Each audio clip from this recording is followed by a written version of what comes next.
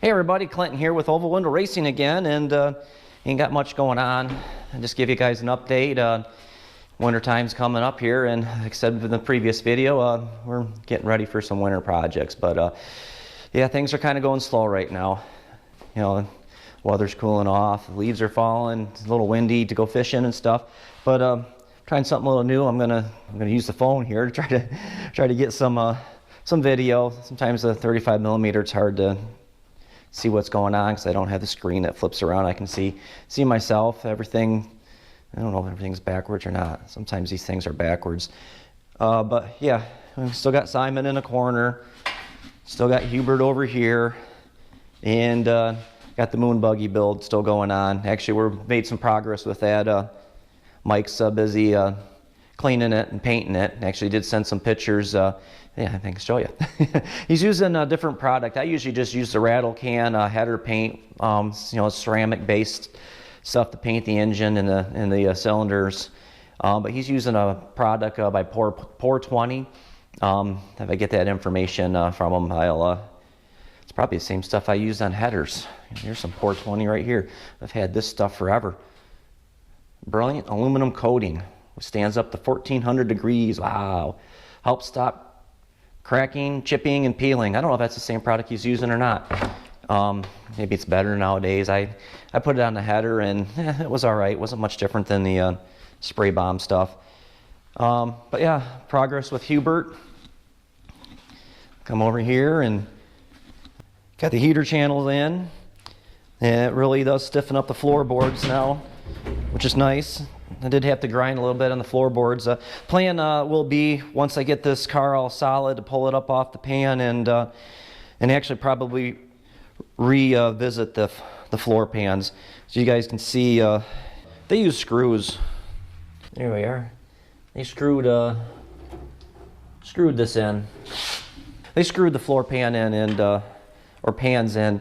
I'm probably going to go through, remove them, and tack weld them in. But down underneath, they still left a bunch of the old pans, and it's, besides being a sharp edge, it's also a catch. It's going to catch all kinds of stuff and hold water and moisture and stuff. So I want to revisit that, but it'll be easier to do that with the body off the pan. I did have the door hung. Show you a picture of that, and it looked like all the gaps were good, but still wasn't 100% happy. For one thing, I'm not a body guy. The door seemed to drop a little bit, but I'm hoping that's because I still haven't got all this stuff down in here welded in yet. That's making the pan. I could actually, when I move the door, I can see this part move. So hoping I got to get that patch panel and get that in there, and I still got the patch panel back here. And when those guys, when they they didn't weld that, they just pop riveted that sign on there. They didn't even remove all the old rust. I'll be getting the patch panel for that too. And of course, this panel I've been working on a little bit. You can see where the mounting spot split, and look how flimsy that is. It barely holds the car up. But yeah, first thing first, I'm trying to remove the shock. This is an old air shock from, I don't know when that was put on there. It's put on there probably in the 80s or so, but I'm having trouble with the bolt. I've pounded on it the other side. I've heated it up. I've cut it off, tried to make sure there was no shoulder on there, and heated it up and pounded on it again. I think I'm going to have to just try to cut the other side off and deal with that later. Probably easier to deal with that shock bolt when I have the transmission apart. It's got to come apart anyways. It's years and years of grease on the bottom, the oil dripping off the bottom of it. I don't even know if it has any lube in it. But yeah, I'm going to have to tear it all apart and go through it just to make sure everything works good. And so when we put it back in there, the kid doesn't have any issues with it. And I'm hoping that once I do have it apart, that maybe I can press that bolt out of there with the old 20-ton press there. But yeah, I'm a little proud of my work here. See if we get a good shot with the GoPro. That's a little patch panel I actually made. bend it up into vise. I don't own a brake. Another product it'd be nice to have, but yeah, I'm kind of happy with myself. I do got a few little more pinholes to weld in there and smooth it back down, but yeah, for a guy that never had a body class or just done this in the garage self-taught, I'm pretty happy with that. Yeah, don't criticize my welding. I'm a grinder, not a welder. But I did get this panel in here. Yeah, look at those welds. Yeah, like I said, don't judge me. But most of this was going to be, well, the back side of it will be probably covered in carpet. I don't know if we're carpeting in this or not, but that's way better than what it was before. This side of the car here was a little worse for wear when it come to rust. You can see I had to put that 1.5 inch patch panel in there. I couldn't, I don't know, I'm sure somebody probably sells one, but I looked and I just couldn't really find one. It wasn't that hard. I've got some sheet metal lying around. And actually, this is what I use. Salvage that off some old machinery. I don't know what kind of paint they use on there, but when I hit that with the grinder, it just like turned to like dust. It was like really thick, foamy dust. But yeah, this side of the car seems to be a little better. You can kind of see it's still kind of got like a heater channel there, and it's the same down here on this side.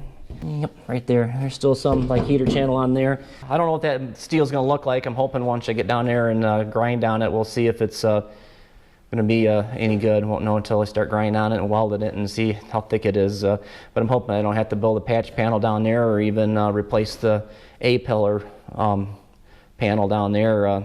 Said I won't know until we get there.